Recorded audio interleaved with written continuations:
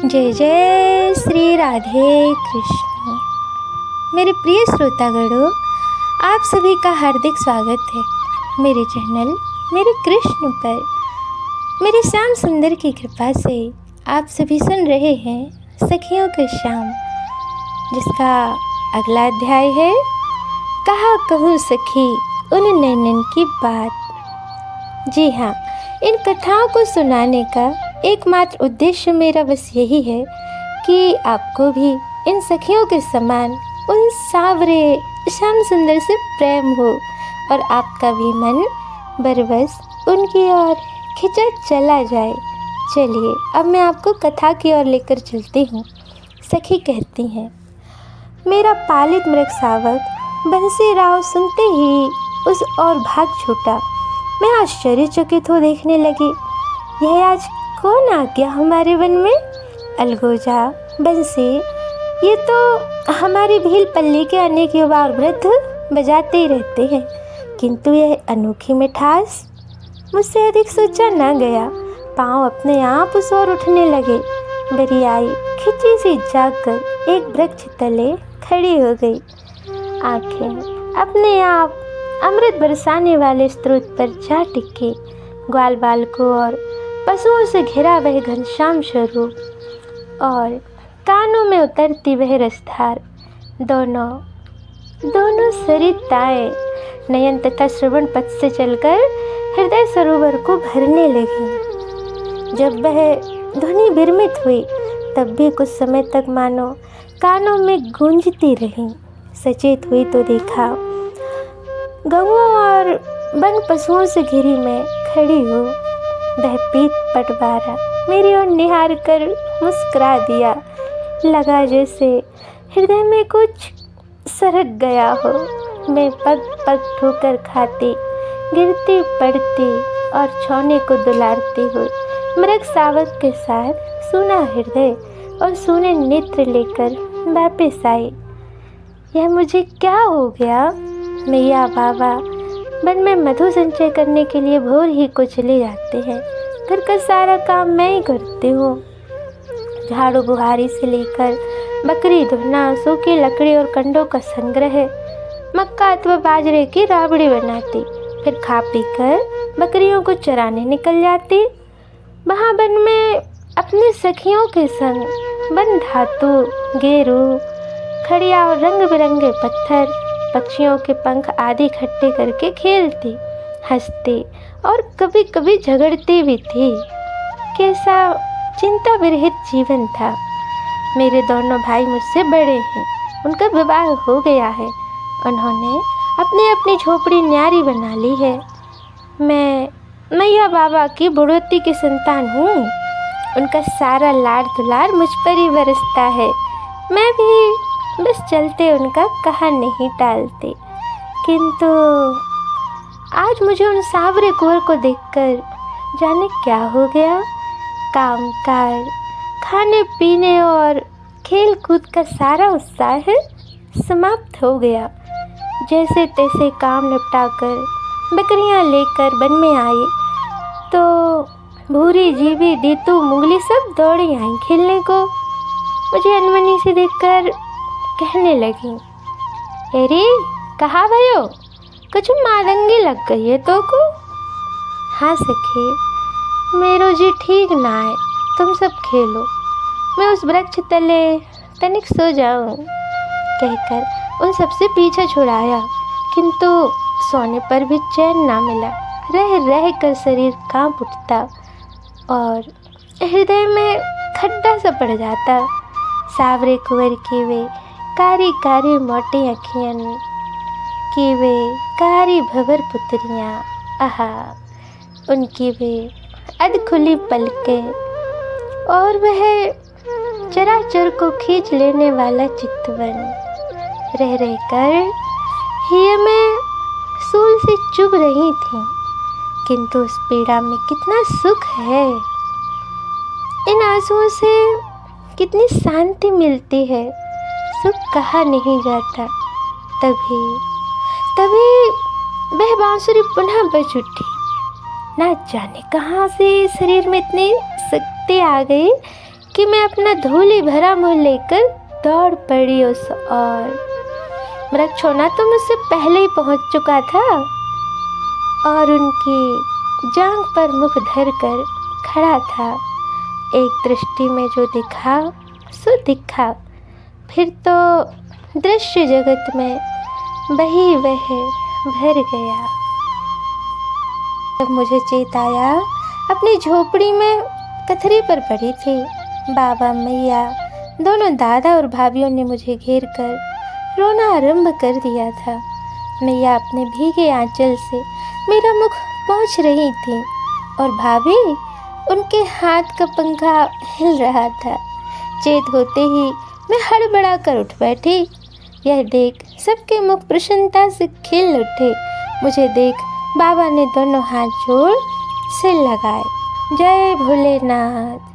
मेरे बाबा महादेव के पक्के भगत हैं। भोर होते ही नहाकर एक लुटिया पानी महादेव बाबा की पिंडी पर चढ़ाने के बाद ही मुख झूठा करते हैं।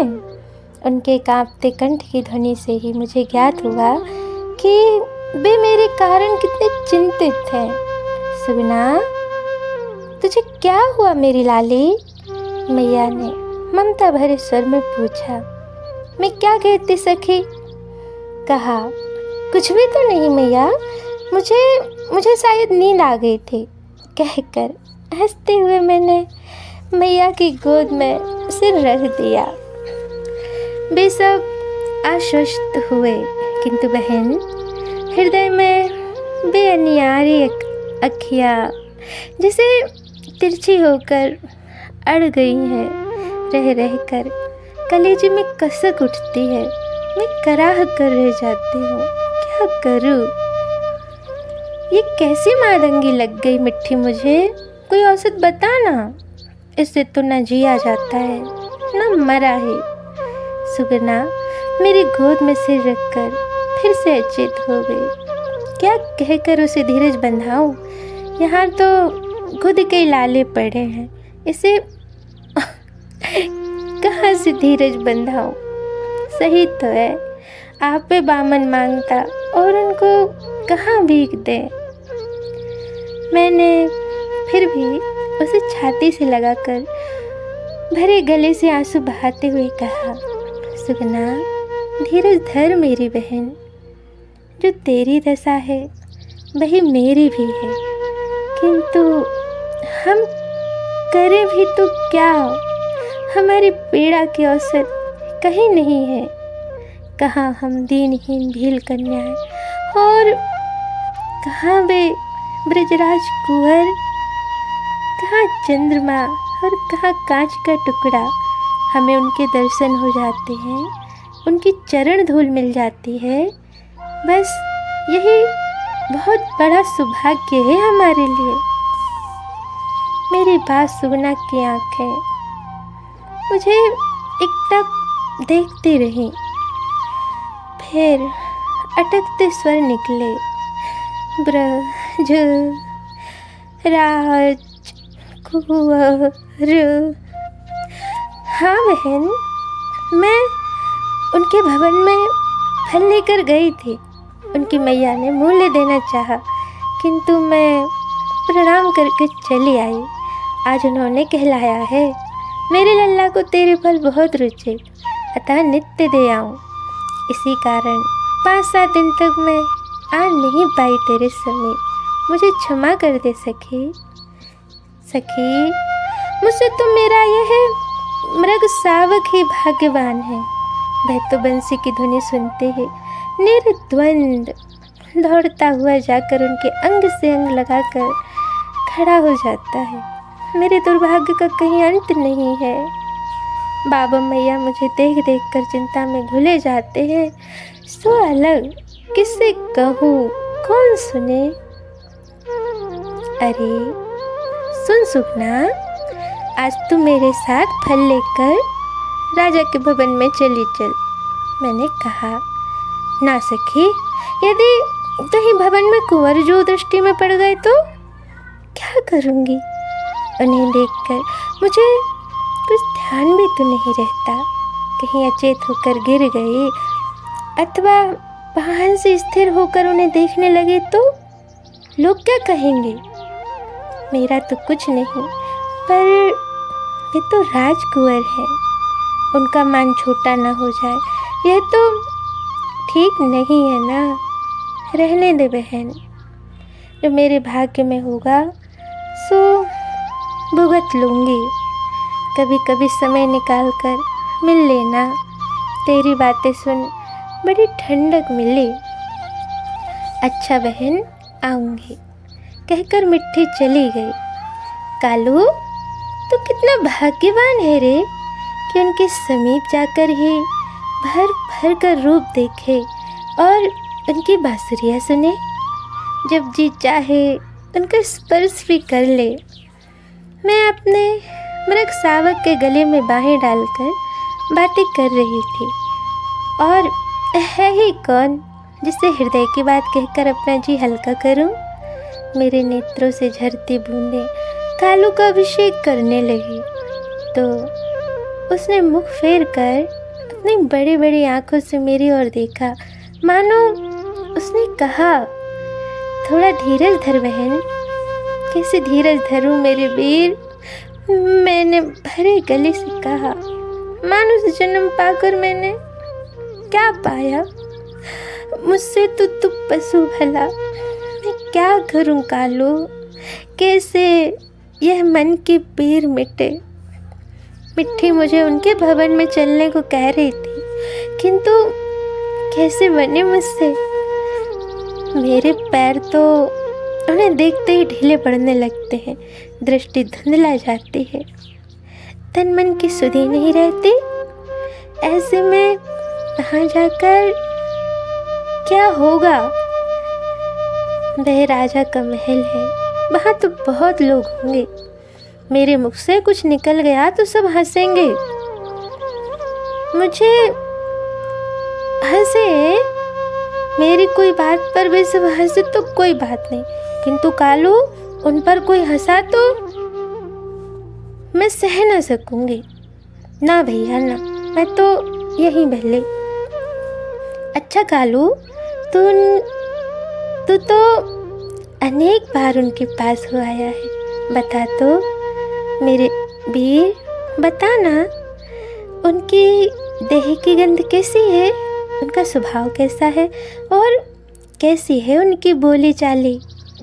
क्या उन्हें ज्ञात है कि ये अभाग्नि सुगुना को ऐसा रोग लगा है जिसकी औषधि या तो वे स्वयं है या फिर मृत्यु? हाँ रे कालू, बिना ही काजल काली उन अखियों की वह अनोखी चितवन, उन आँखों की बे टेढ़ी बरौनियाँ, बे तीखे लाल कोए तूने देखे हैं? कैसी नुकीली है वे आँखें। एक बार हृदय में कटारी से उतर जाए तो इसे निकालना जानती ही नहीं, भीतर ही भीतर कसकती रहती हैं। रातें डोरों से सजी उन काली भंवर आँखों को देखा है तूने? पर नहीं, तूने देखी होती तो क्या ऐसे निश्चिंत होकर पागुर कर पाता? खान पान और नींद भूल बिसर जाती है, फिर तू तो उनके संग संग ही डोलता है, किंतु तुझे कहाँ कोई बाधा है भैया? दुर्भाग्नि तो ये सुगुना ही है। क्या कहता है रे? वे मेरी पीर को समझते हैं क्या? मेरे कारण ही वे तुझे यहाँ भेजते हैं, तू आना नहीं चाहता? यह सब क्या कह रहा है रे कालू? भला यह तो कहे, उन्हें मेरे बारे में बताया किसने? क्या तूने कहा? बावरे, ये सब क्या कहने की बातें हैं? तुम महाबुद्धू है रे कालू। वे ना जाने क्या सोचते होंगे मन में। वे बहुत बड़े हैं, बहुत बड़े, और मैं एक भील ने। तूने उचित नहीं किया रे कालू। अब अपना ये लज्जा भरा मुख लेकर यमुना में डूब मरना होगा। तूने ये क्या किया पगले? ये क्या किया। आज की कथा यहीं तक। क्या मिलेंगे सुगना को उसके शाम? जानने के लिए जुड़े रहिए मेरे साथ, मेरे चैनल मेरे कृष्ण पर। आज की ये मन भावन कथा मैं अपने प्रिया लाल जी के श्री चरणों में समर्पित करती हूँ। जय जय श्री राधे कृष्ण।